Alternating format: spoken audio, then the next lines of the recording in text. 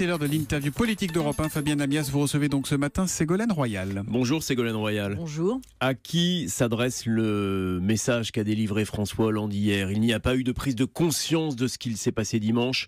La victoire contre l'extrême droite n'est pas acquise. Ça peut s'adresser peut-être à tout le monde, y compris aux commentateurs, y compris à vous. C'est vrai qu'on est passé très rapidement, à vous au sens global, hein, j'entends. Oui. C'est vrai qu'on est passé très rapidement du résultat, qui était un excellent résultat, quand même, que Emmanuel Macron soit devant le Front National. C'était pas forcément acquis. On a vu d'ailleurs les réactions internationales qui ont été extrêmement positives. Et en France, comme un peu souvent d'ailleurs, on est déjà dans l'autocritique ou l'autoflagellation, et on a entendu parler pendant 48 heures d'un bistrot parisien. Donc je crois que vous avez raison. Il faut faire attention. Il faut faire attention. Rappelons-nous du 22 avril, avec les remords et les regrets. Il ne faudrait pas là qu'on ait des remords et des regrets parce que le Front National serait très haut, non pas devant, mais qu'il serait très haut. Il y a des enjeux très importants pour l'avenir de la France, pour l'avenir du monde aussi, parce que la France est regardée dans le monde entier. Donc je crois qu'il faut revenir à des débats de fond, des débats sérieux, des débats d'avenir, parce que ce qui se joue dans 15 jours, un peu moins de 15 jours d'ailleurs maintenant, est très important pour notre avenir. Mais sur le fond précisément, et c'est la question que pose le président de la République hier, sur la puissance du Front National hier soir, là je ne parle pas de ce qui s'est passé après, des scènes du restaurant qui ont été abondamment commentées, ici aussi d'ailleurs, oui. Mais attention du à l'anecdote. Discours, mais au-delà de l'anecdote, alors allons sur le fond du discours d'Emmanuel Macron dimanche soir. Ce qui était frappant, c'est quand on compare par exemple avec le discours qu'avait prononcé Jacques Chirac au soir du 21 avril 2002, quand il se retrouve qualifié face à Jean-Marie Le Pen, où il parle de ce qui est en cause, c'est l'idée qu'on se fait de l'homme, de ses droits, de la France, de la place en Europe. C'était un discours d'une grande solennité face au Front National qu'on n'a pas retrouvé dans celui d'Emmanuel Macron dimanche soir. Est-ce que c'est parce qu'en 15 ans finalement tout a changé et qu'il faut maintenant normaliser, banaliser le FN ? Vous venez de le dire, 15 ans après.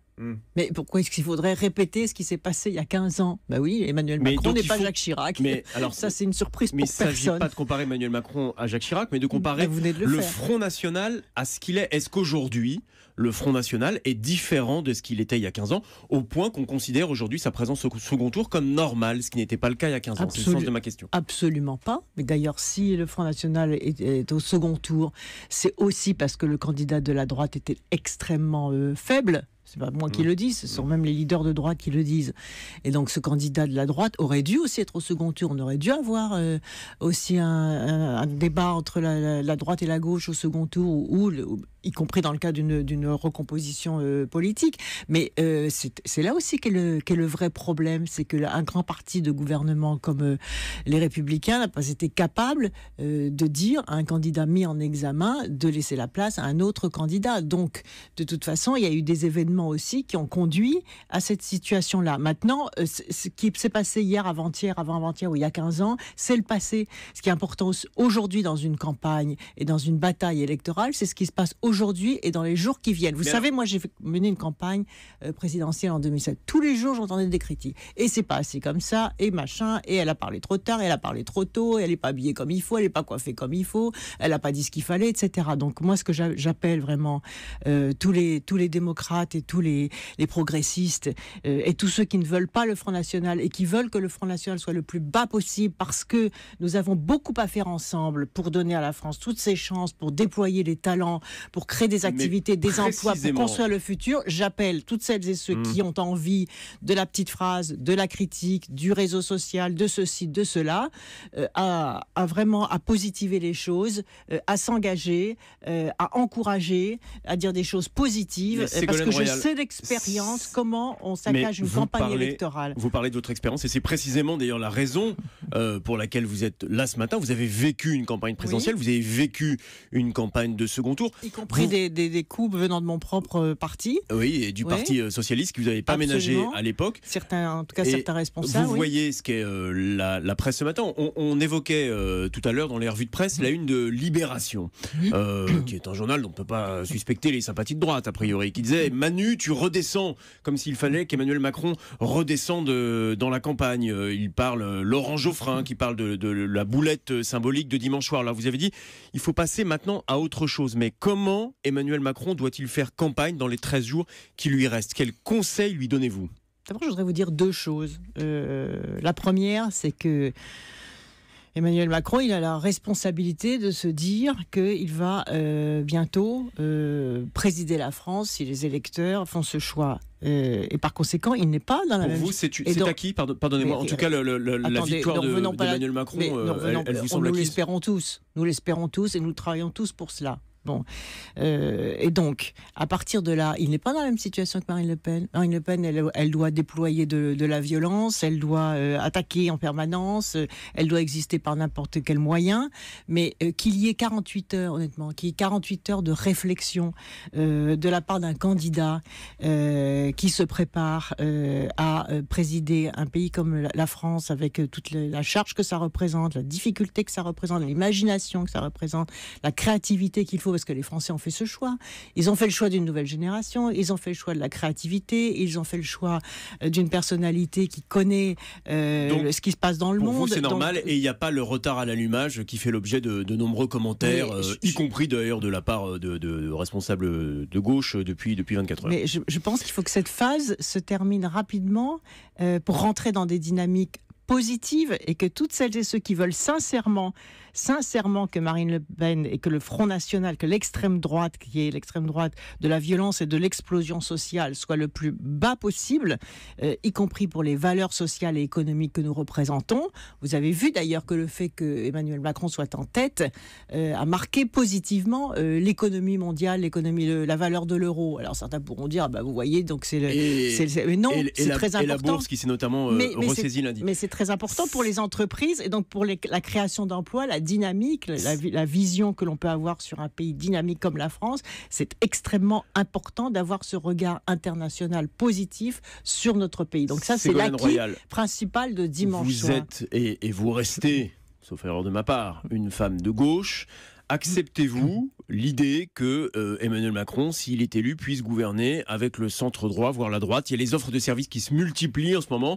On entendait encore un ancien ministre de droite, Bruno Le Maire, dire qu'il était tout à fait capable de gouverner avec Emmanuel Macron. Est-ce que ça vous semble une preuve de modernité politique, ou est-ce qu'il faut un petit peu remettre l'église au milieu du village ? Écoutez, je pense qu'on est dans une phase de recomposition politique. Ça n'a pas été caché par Emmanuel Macron, il l'a dit. D'ailleurs, j'ai reconnu un certain nombre d'éléments que j'avais aussi défendus en 2007. Souvenez-vous, la recomposition politique, la main tendue à François Bayrou. C'était il y a 10 ans, sans doute un peu tôt. J'avais d'ailleurs que vous reconnaissez aujourd'hui dans la candidature d'Emmanuel Macron le projet que vous aviez porté et que vous n'aviez pas pu faire gagner en 2007 ? En partie, au sens où, d'ailleurs je l'ai dit dès qu'il a lancé sa candidature, j'étais très bienveillante. On me l'a d'ailleurs même reproché à ce moment-là. Je dois avoir été la seule ministre à dire des choses bienveillantes. Attendez, avant de lui taper dessus, attendons de voir ce qu'il dit, ce qu'il fait. Mais vous avez attendu l'entre-deux-temps pour le soutenir, vous ne l'avez pas fait avant. Oui, parce que justement, comme le disait tout à l'heure Benoît Hamon-Canteloup, je respecte moi les échéances, je respecte les personnes, et je ne voulais pas, avant le premier tour, enfoncer le candidat du Parti Socialiste. Chaque chose en son temps. Donc là, et je l'avais dit, je ne donnerai pas d'instruction de vote avant le premier tour, parce que justement, les candidats étaient respectables et que ce n'était pas à moi de donner un coup à Benoît Hamon comme d'autres l'ont fait. En revanche, aujourd'hui je dis les choses... C'est clair, vous soutenez Emmanuel Macron, vous l'avez dit. Est-ce que, et je reformule ma question, est-ce que cela vous paraît normal que l'on puisse envisager, en tout cas accepter certaines mains tendues de droite et par exemple fermer la porte à des voix fortes de gauche, comme c'est le cas avec Manuel Valls, au nom du renouvellement, au nom du brassage de la vie politique? Peut-on aussi tourner le dos à ses amis historiques? Écoutez, je crois que ça s'appuie d'abord sur un projet, sur qu'est-ce que veut faire cette équipe, avec qui et comment. Ça me choque pas du tout qu'il y ait des recompositions politiques. Moi-même, quand j'ai fait voter des lois difficiles comme la loi de transition énergétique, je suis allée aussi chercher des voix parlementaires au centre et à droite. On a besoin à un moment de rassembler. On est dans un moment où les Français veulent, et ils l'ont montré, que les clivages traditionnels droite-gauche ou que les opérations d'appareil cède le pas sur des dynamiques de projet et des dynamiques d'équipe. Donc, effectivement, il y a un choix aujourd'hui, il y a une recherche, il y a une réflexion qui se fait et qui, justement, dessert au sens de dessert la contrainte des oppositions traditionnelles ou des opérations d'appareil ou des injonctions sur telle ou telle mise en mouvement auprès de tel ou tel appareil. Ça ne marche plus. Alors, ça ne marche plus. Et est-ce que c'est pour ça? Et est-ce que vous comprenez Jean-Luc Mélenchon? Vous avez dit pendant la campagne qu'il faisait une très bonne campagne. Oui. Aujourd'hui, il refuse pour le moment d'appeler à voter Emmanuel Macron. Emmanuel Macron qui s'est dit hier triste pour les électeurs de Mélenchon. Comment est-ce que vous qualifiez ce matin l'attitude de Jean-Luc Mélenchon? Je la regrette profondément. J'aurais préféré, mais peut-être que cela viendra dans quelques jours, je le souhaite, en tout cas je lui lance cet appel pour qu'il retrouve les accents qu'il avait eus en 2002, très efficaces lorsqu'il a appelé à ce que le score de l'extrême droite soit le plus bas possible. Aujourd'hui, il a changé de discours. Je pense qu'il est peut-être sous le coup de la déception. Donc là aussi, il y a peut-être un petit délai à respecter sur... il faut qu'il fasse son deuil de la non-victoire, de sa non-présence au second tour. Mais c'est déjà extraordinaire le score qu'il a fait. Donc je crois d'ailleurs que c'est en partie grâce à ses électeurs que l'extrême droite n'est pas en tête. Pourquoi? Parce qu'une partie du vote contestataire a pu aller aussi chez Jean-Luc Mélenchon. Donc ça, il faut lui reconnaître cela. Et maintenant, je crois qu'il faut vraiment qu'il se ressaisisse et qu'il appelle à un vote contre l'extrême droite. Merci beaucoup, Ségolène Royal, d'être venue ce matin en direct sur Europe 1. À demain, Fabien. À demain.